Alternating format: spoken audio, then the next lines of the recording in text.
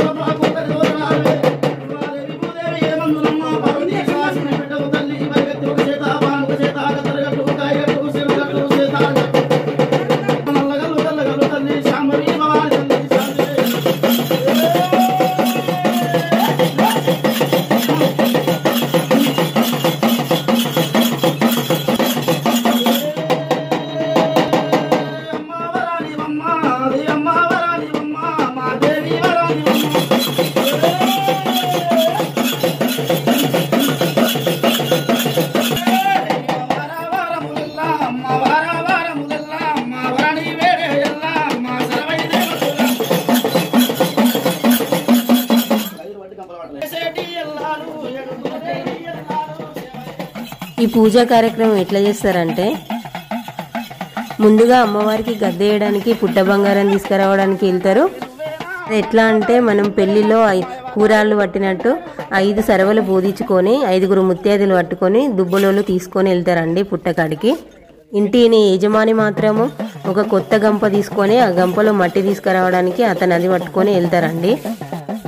పుట్టకు పూజ చేసుకొని పుట్ట బంగారం ఇంటి యజమాని తీసుకొని వస్తారండి.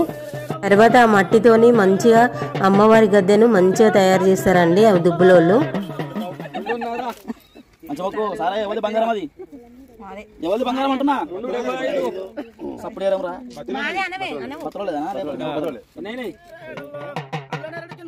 పూజ అంతా సూర్యాస్తమయం నుండి తెల్లవారి సూర్యోదయం వరకు కంప్లీట్ అయిపోతుంది.